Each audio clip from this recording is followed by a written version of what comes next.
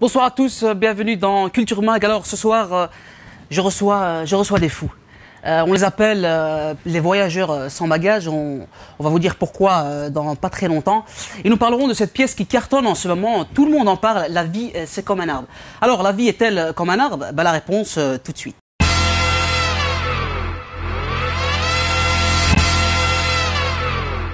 Je commence par mon premier invité, Mohamed Alouchi. Salam alaikum. Alaikum salam wa rahmatullah. Comment allez-vous?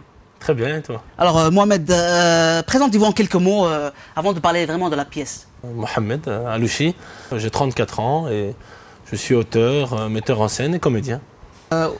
Mon deuxième invité, c'est Ilyas Métiwi. Tout à fait. Vous aussi, une petite phrase de présentation? Ben voilà, donc moi j'ai 24 ans, je suis un peu plus jeune et un peu plus... Donc comédien.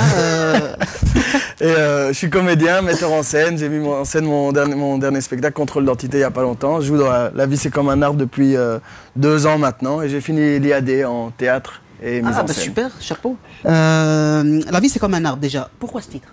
La vie c'est comme un arbre, son côté poétique, philosophique, psychologique qu'on peut retrouver dedans. Hein. En résumé, on essaie de ne pas oublier les racines, d'où on vient. C'est top, c'est fort, c'est vraiment... Là, j'ai envie de... Ça parle de soi, quoi. Ça passe. Alors, l'histoire, c'est quoi? Donc, il y a trois amis qui se retrouvent enfin, ils sont dans les années 60. Ils sont sans emploi. Là, ils décident d'aller trouver la terre, cette fameuse terre promise qui est Bruxelles. Et... on a choisi Bruxelles parce qu'on est bruxellois, mais à l'époque, c'était d'autres régions qui étaient vraiment... qui amenaient les travailleurs marocains, hein, côté de Charleroi, même en Flandre et tout ça, dans les industries. Et donc oui, c'est l'histoire de 3 types qui sont au Maroc et qui entendent parler de cet accord fameux bilatéral qu'il y a eu à l'époque du roi Hassan II. Alors parlez-moi de cet accord. On le dit souvent. C'est à l'époque où la Belgique a besoin de travailleurs. On n'est pas très loin de l'accident qu'il y a eu à Marcinelle en 1956. C'est tout près de Charleroi. Il y a eu un accident où plus de 200 ouvriers sont morts dans la mine. Et à l'époque, c'était les Italiens, donc il y avait beaucoup d'Italiens, et l'Italie avait décidé de refermer un peu ses frontières. Et donc la Belgique devait trouver d'autres partenaires, parce qu'elle manquait cruellement de main-d'œuvre. Donc ils se font appel au Maroc. Au Maroc, il y a, je crois, 7 autres pays, comme la Macédoine, la Turquie, d'autres pays comme ça, mais le Maroc faisait partie du lot. Et donc il y a eu un accord qui a duré 10 ans, hein, de 1964 à 1974, période à laquelle mes parents sont venus. Donc le début, là, la pièce se déroule en 1964, voilà. Au début de cet accord. Ouais. De cet accord. Pour symboliser justement cet échange. On aura l'occasion de reparler encore plus profondément de cette pièce. Vous, Ilyas, vous êtes comédien, vous interprétez un rôle, 2 rôles dans cette pièce. Ouais, tout à fait. Parlez-moi un peu de ça. Dont un rôle qui se divise en 2, c'est vrai. Mais donc j'interprète le père de Azouz, qui est un des personnages principaux, l'intellectuel du groupe. Disons que moi je suis le plus jeune que l'acteur qui joue mon père, mais c'est ça la magie du théâtre aussi, c'est qu'on passe vite au-dessus de ça parce qu'on est dans la convention et il y a quelque chose de justement assez puissant qui peut s'en dégager, je pense. Et donc le père, c'est assez drôle parce que quand on regarde les photos par exemple, on fait directement le lien avec nos parents à nous. Alors qu'en fait, nos parents, c'est ceux qui ont fait le trajet. Ça devrait être justement cet intellectuel-là. Mais donc, il y a tout cet imaginaire du père qui est maintenant en Belgique. Mais comment dire, il y a l'adieu en fait au père. Voilà, c'est ça. C'est nos pères avec nos grands-pères. Exactement. Exactement. Et puis, il y a cet adieu surtout. Ouais, je me comprends, c'est compliqué. C'est un panatier en fait. Il est sur scène, mais c'est un panatier. Il a fini l'IAD aussi. Mais d'ailleurs, ils se divisent. Hein. Le père, justement, donc le jeune immigré dit adieu à son père. Il arrive en Belgique. Et une fois qu'il arrive en Belgique, il a des visions de son père qui lui reviennent. Sauf que son père se tient beaucoup plus droit et à l'accent allemand. Donc c'est tout le côté freudien, le complexe de l'immigré qui retrouve son père et parce qu'évidemment pour se construire dans l'avenir, on a besoin de savoir d'où on vient. Et donc voilà, il y a toute cette relation qui s'engage avec son deuxième père, sa conscience en fait. Alors on va parler de ce personnage, de ce fameux père juste après. Mais avant ça, on va se voir une petite bande-annonce. Ouais, super. Avec plaisir, j'ai jamais vu.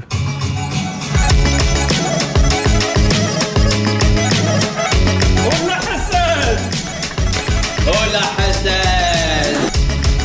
Hola Hassan!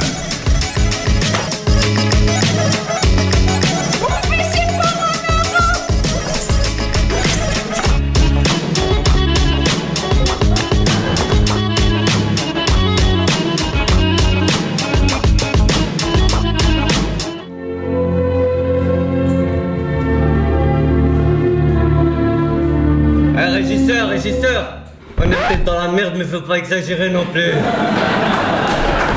Vous voulez aller en Europe? Ouais. Vous voulez du travail? Ouais. Vous voulez des femmes? Ouais.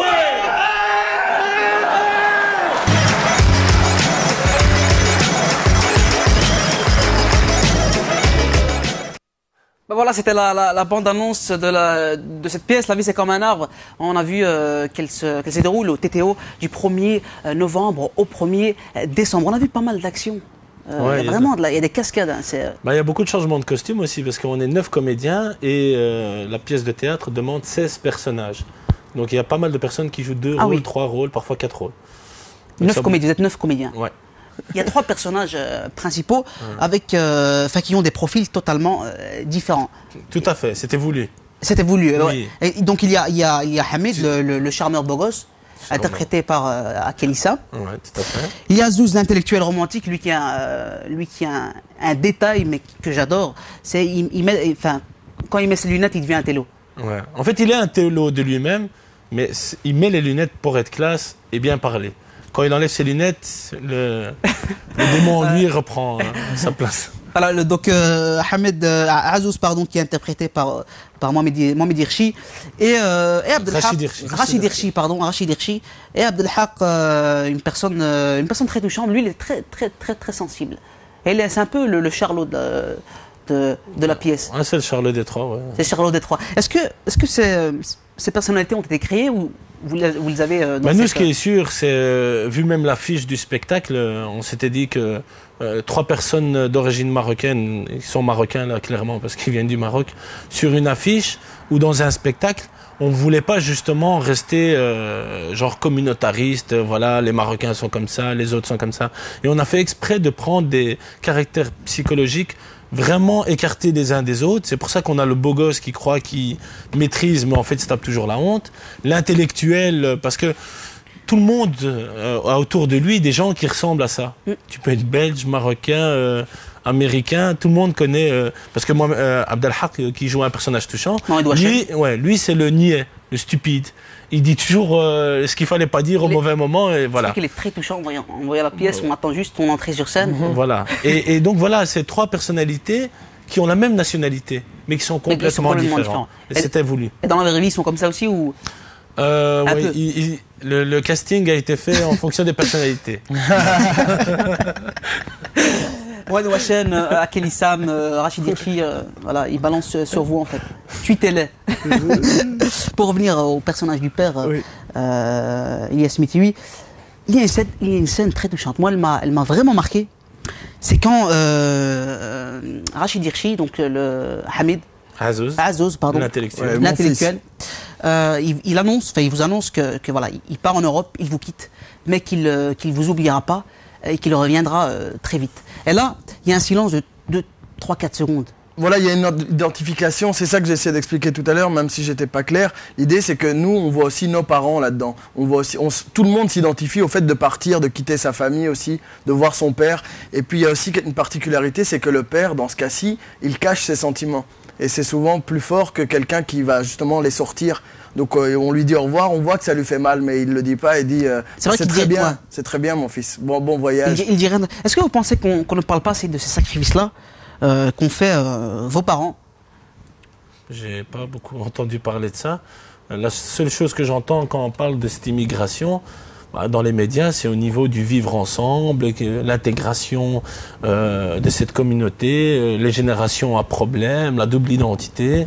Mais dire, voilà, il y a toute une partie de personnes qui ont bougé de chez eux pour un avenir meilleur et qui ont travaillé dur pour la Belgique. J'entends pas ça partout, quoi. Ben nous, on a une envie assez simple, en fait, c'est de vraiment prendre un contre-pied et de rire de certaines choses.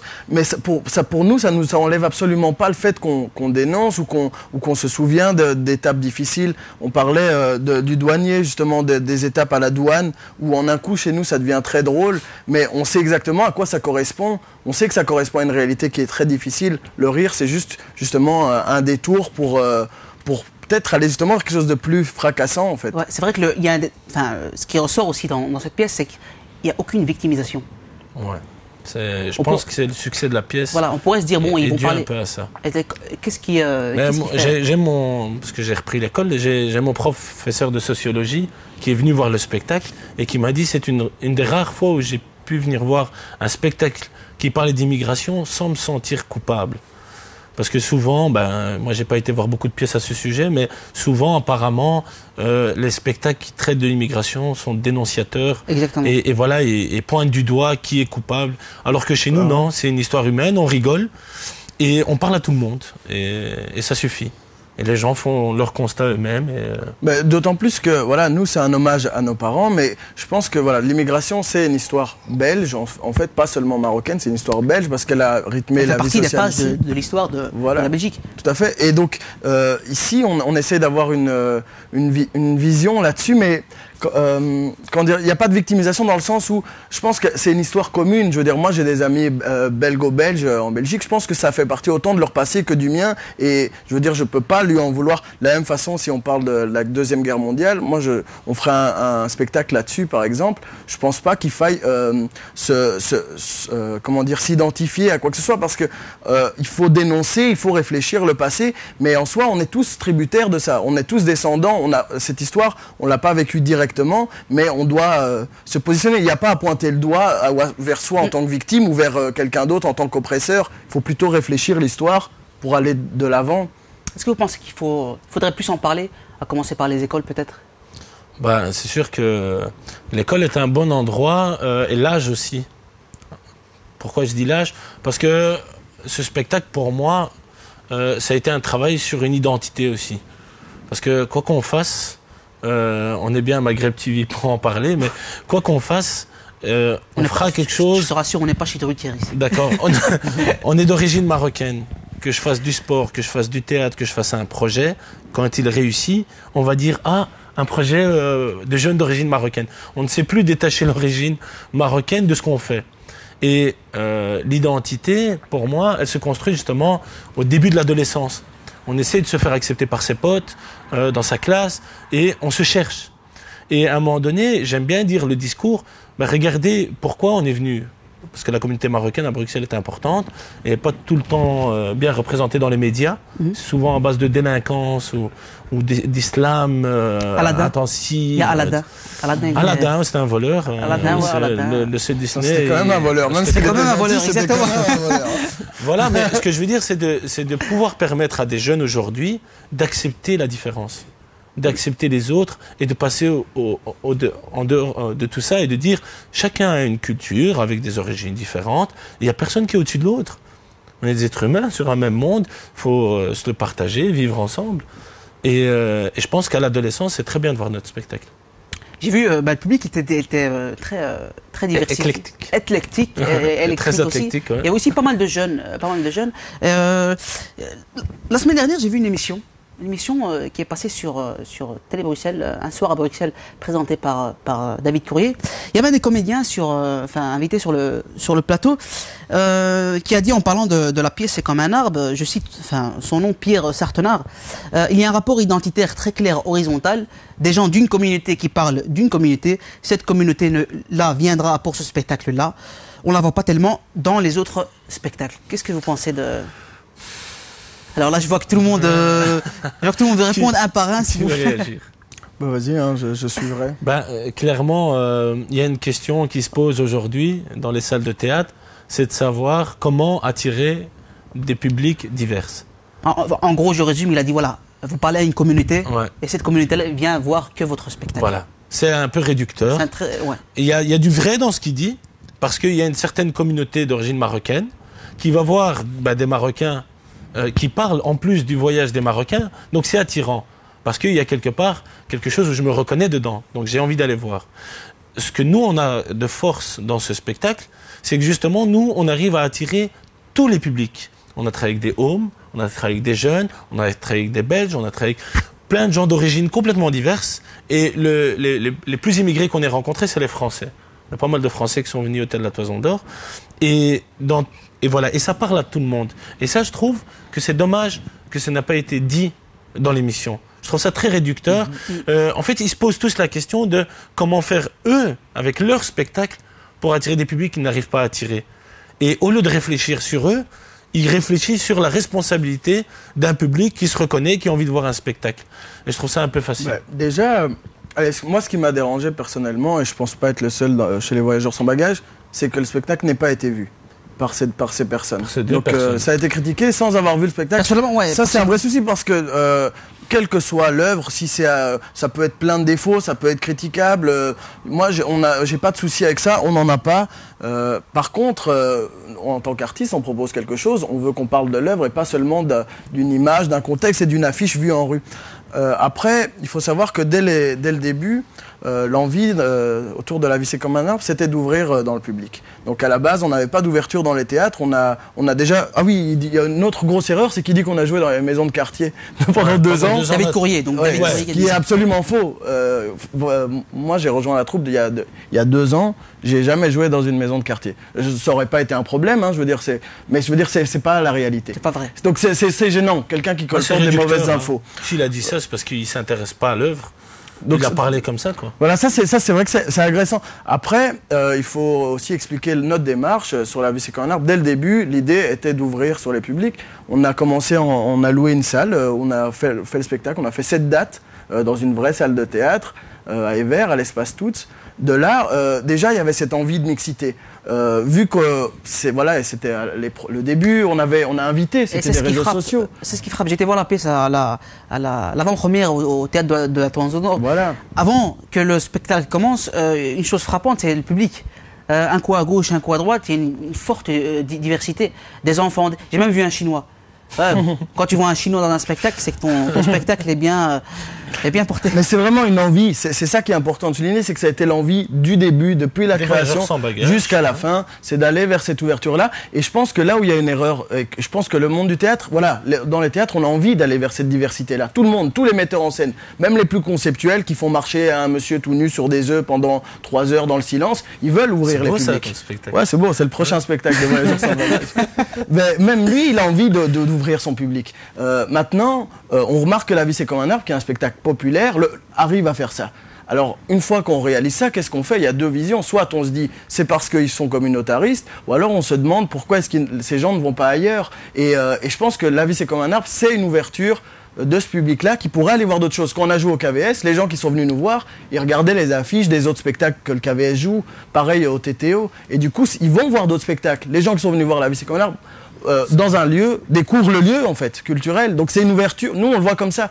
Et on essaye d'en faire une ouverture. C'est vrai qu'ils n'ont pas dit que vous jouez au TTO, du premier, 20 dates quand même. Non, ils ont dit ce qui les arrangeait. Moi, ce qui est très grave dans cette émission, c'est que... Vous en voulez à qui? Non, mais David Courrier, qui est un journaliste, il doit investiguer la matière dont il va parler. Là, il parle d'une œuvre qu'il n'a pas vue, alors qu'il les a reçues 1 an auparavant. Il sait qu'on est un phénomène. Il nous réduit à 2 ans de tournée dans des maisons de quartier. On parle de notre spectacle comme un phénomène sociologique. On ne traite pas comme une pièce de théâtre.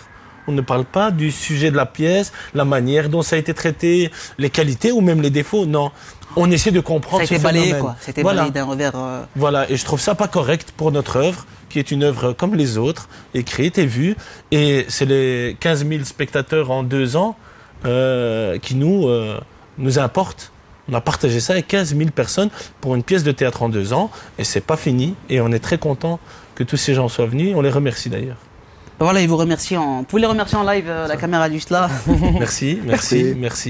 Ça fait 15 000. Hein. Merci.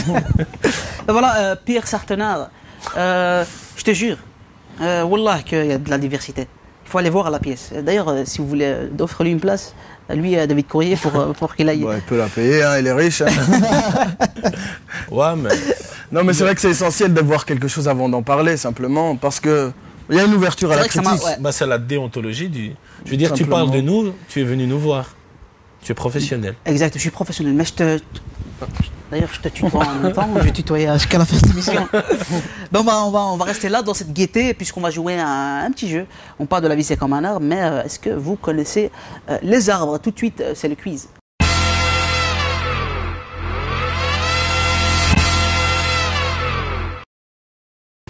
Première image. Alors, de quel arbre s'agit-il?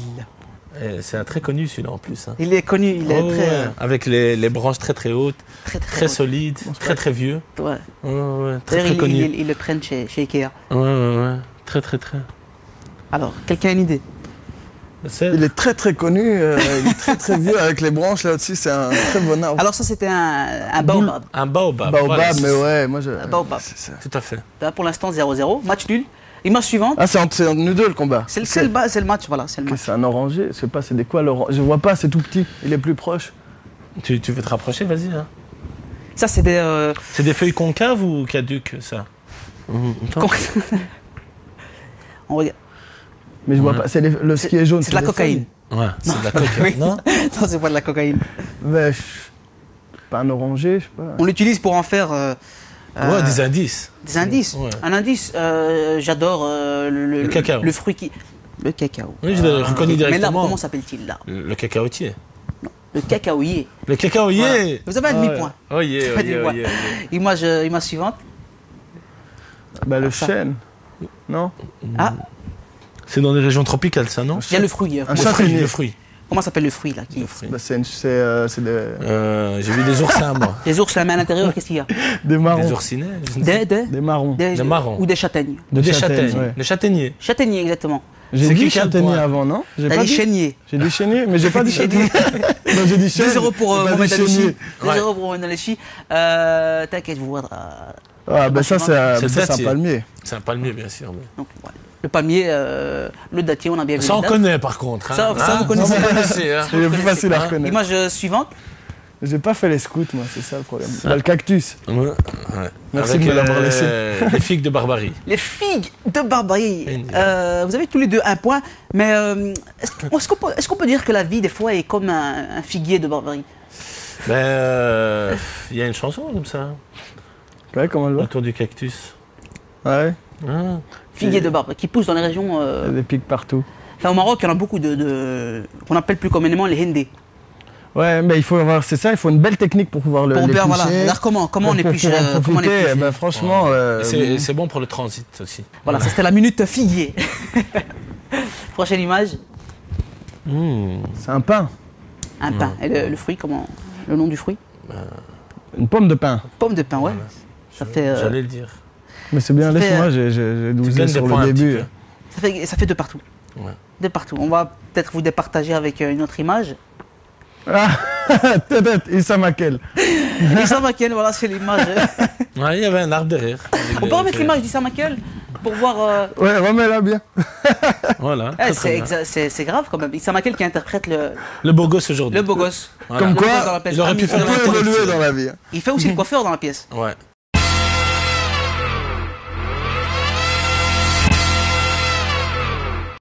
Voilà, c'était le quiz. Pour revenir un peu, on pourrait croire, en voyant l'affiche, que d'ailleurs c'est peut-être pour ça qu'il a dit que c'est un spectacle communautaire. Pierre Sartenard, il a vu il pensait que c'était la vie, c'est comme un arabe, sûrement. Ouais, c'est sûr que c'est un journaliste ou une journaliste flamande qui avait interpellé Issam en posant la question. Il y a le spectacle La vie, c'est comme un arabe. Ouais. Voilà, ça c'est vraiment arrivé. C'est une anecdote de vrai, mais c'est sûr que l'affiche, et c'était voulu aussi. Hein, on a eu des débats au début du projet de dire, est-ce que 3 Arabes sur une affiche, est-ce que ça va être vendeur pour le projet? Est-ce que c'est acceptable? Voilà, et il y a des gens qui sont autour de la compagnie, qui donnaient des conseils, qui parfois disaient ouais, il faut faire attention. Il y en a d'autres qui disaient non, il faut y aller. Donc c'était un peu mélangé. Et nous justement, la fierté, c'est de pouvoir afficher ce genre d'affiche au TTO pour changer un peu les têtes qu'on est habitué à voir. Voilà, c'est ça la diversité. C'est la diversité. Donc C'est le TTO, vous jouez 20 dates. Peut-être plus parce Peut-être qu'on plus. est vraiment. Pourquoi? Parce que Parce qu'on est presque complet, plus de 4000 personnes en un mois, donc c'est C'est vrai vraiment qu'on un en parle, succès. on pas. parle beaucoup de cette pièce. Même pas longtemps, j'ai été manger au snack, un dôme, j'ai pris un sandwich dôme, j'ai pris parce que j'avais faim. Et il y avait des flyers là, la vie c'est comme un arbre, alors que j'étais limite en dehors du centre. Est-ce que vous pensez que vous méritez ce succès? C'est sûr que c'est le public qui nous donne raison. Je veux dire, c'est pas à nous de dire oui ou non. On fait un truc, ça plaît ou ça plaît pas. Mais ce qui est sûr, pour faire un lien avec notre partie d'émission où on parlait des acteurs et des journalistes qui parlaient de nous, je trouve qu'on aurait pu une fois dire dans les médias, ce spectacle fonctionne parce qu'il est bon. Ce spectacle fonctionne parce qu'il est drôle. Ouais. Et non, c'est pas ce qu'on dit. Ce spectacle fonctionne parce que oui, c'est la communauté marocaine. Et je pense que... Et le succès n'est pas venu comme ça. Hein. Il y a des heures de travail avec la compagnie des Voyageurs sans bagages. Hein. Parce que comme tu l'avais rappelé pour l'Espace Toutes, nos premières représentations, nous avons tout fait. Hein. Préparer les costumes, louer la salle, faire la régie, faire la billetterie. On a fait... C'est une autoproduction. Moi, je sors d'école, là, je peux dire qu'il y a plein de jeunes avec moi, on monte nos projets, chacun monte ses projets, et je vois bien, moi j'ai beaucoup appris avec les Voyageurs sans bagages sur l'engagement dans le travail, sur le fait de croire en son spectacle, de le vendre, d'aller jusqu'au bout. Je veux dire, ça tombe pas juste comme ça, il y a un vrai boulot derrière, une vraie envie de partager, d'aller à la rencontre, et tout le monde ne le fait pas, et tout le monde n'a pas les possibilités de le faire, hein, mais... Alors parlez-moi justement de cette compagnie des Voyageurs sans bagages, je l'ai évoqué en début d'émission. Alors c'est une compagnie avec des comédiens. Ouais, donc... Comment elle a été créée Ce qu'il y a, c'est que c'est déjà des amis. On se connaissait par plein de choses différentes. Hein. On a fonctionné dans des festivals ensemble. Il y en a qui étaient à l'école ensemble. Il y en a qui ont été collègues dans certains boulots. Et puis, il y a eu une envie de créer une compagnie. Et le nom, on le doit à Rachid Hirchi. Hein. C'est lui qui a proposé, parce qu'il y a eu plusieurs propositions. C'est lui qui a proposé... dans ses inspirations. Parce que, Rachid, l'intellectuel, qui est intellectuel dans la vie aussi, très cinéaste. C'est un rôle que très cinéphile, en fait, et aussi très lecteur. Il lit beaucoup. Et il a fait hommage au livre de Jean Anouilh. Une pièce de théâtre, tout à fait. C'est une belle pièce. C'est l'histoire de quelqu'un qui va à la guerre et qui, quand il revient, qui a été blessé gravement et qui a perdu toute sa mémoire. Et du coup, c'est ça. Il revoyage sans bagage, il n'a plus de mémoire et il cherche sa famille. Et ça, c'est le voyageur sans bagage. Et ce qui est important, c'est surtout la reconstruction vers le futur. Et c'est ça. Peut-être que quand on n'a pas de bagage, tu les reconstruis et tu les cherches derrière toi et devant toi. Rachid Hirchi, ouais. Qui a coécrit. Qui a coécrit, qui met aussi en scène. Et ce qui est bien en fait dans cette compagnie Voyageurs sans bagages, c'est que tout le monde participe. On vient avec une certaine matière, et puis quand on la met sur scène, Ilias il vient et propose des choses, moi Meto Hachem aussi, Issam, Fionn Perry, Valéria, Gaël, Nora, on est plein comme ça, on va dire Omar aussi, Khalid, toutes ces personnes-là, et c'est ça qui marche je crois aussi dans notre création, c'est qu'on n'est pas là avec un metteur en scène ou deux en disant c'est comme ça qu'il faut faire, mais on est là avec une dizaine de personnes. Et si les 10 personnes aiment une idée, elle sera beaucoup plus acceptée que si une personne aime 10 idées. Ça, c'est fort, ça. Ouais, merci. Je l'ai improvisé, je vous assure. C'est un vrai hommage. Moi, je pense que vous devriez aussi l'appeler Les Voyageurs sans bagages en sous-titre hommage. Vous avez même rendu hommage à votre maman que vous avez fait monter... monter sur scène. On a, faut pas raconter tous les détails, mais il y a un moment donné où il y a un hommage visuel de nos parents. On a amené les photos de nos familles. Ouais. Donc il y a des choses qui sont projetées. Et dans les projections, il y a des images de mon père quand il s'est marié, des images de ma mère, des deux ensemble, plus âgés, une photo romantique dans le Parc Royal. Mais c'est important de souligner ça, cet hommage, comme tu le dis, mais je pense qu'il y a aussi toute une deuxième phase qui est aussi la construction, justement. Il y a l'hommage aux anciens, mais aussi le message à notre génération, qui est celle d'un message pour l'avenir. Voilà, je pense qu'on n'est pas coincé seulement dans cet hommage-là. Je pense que justement, l'hommage, il nous pousse vers l'avant. L'hommage, on le ressent très fort, mais il y a ce message, comme il dit, de dire, si nos parents sont venus, c'est pas pour... justement qu'on soit dans un pays où on est mal accueilli, où on ait des mauvais comportements. C'est justement pour un avenir meilleur. Et c'est cet avenir meilleur que nous devons construire tous ensemble. Et donc, pour rendre hommage définitivement à nos anciens, c'est de faire un bel avenir. Ça c'est beau ça. C'est beau ça aussi. Ça c'est improvisé aussi. Je vous jure. Et vous, Ilias Métibi, qu'en pensent vos parents de... Est-ce qu'ils vous ont... ils sont venus vous voir. Ouais, ils sont venus voir. C'est pas toujours facile. J'ai pas mal joué cette année. Ma mère, elle vient me voir quand le spectacle n'est pas trop posé. Mon père, c'est plus dur de le faire venir. Il parle pas très bien français. Disons que la première fois qu'ils sont venus, ouais, ça a été une belle découverte pour eux de voir un spectacle. Parce que du coup, ils ont, en un coup, c'est tu t'intéresses à nous, tu vas te reconstruire pas seulement de ton côté, tu te construis aussi avec ce que nous on t'a apporté, tu essayes de mieux nous comprendre. Ouais, la réception était très forte. Après aussi, il faut dire, moi, depuis tout petit, mes premiers costumes de théâtre, mes premières fois que je suis monté sur scène, comme beaucoup de comédiens, je les ai volés dans l'armoire de mon père, qui est tout petit en plus. Du coup, plus je grandissais, plus ces costumes, ils me coupaient la jambe, comme ça. Et c'est comme ça que j'ai fait du théâtre. Et d'ailleurs, dans ce rôle-ci, dans le rôle du père, les premiers habits que j'ai pris, c'est de nouveau ceux de mon père. Donc c'est clair qu'il y a quelque chose de fort même là-dessus. Voilà, c'est sur cette anecdote qu'on va clôturer l'émission. Je rappelle les dates donc du 1er, donc on est en plein dedans, du 1er novembre au 1er décembre. Ça se passe au TTO, Théâtre de la Toison d'Or. Réservez vite les places. Les places s'envolent comme des feuilles en automne. On peut réserver les places. Ben, on peut directement au théâtre. Il y a leur numéro le site du TTO. TTO.be. Tu mets sur Google TTO et tu trouves. Voilà. À la FNAC. Et il y a une petite librairie que je remercie, que j'aimerais remercier là aussi. Ça a été notre premier point de vente. C'est la librairie Presse d'Or. C'est une petite librairie qui est à côté de la grande FNAC dans la galerie de la Toison d'Or.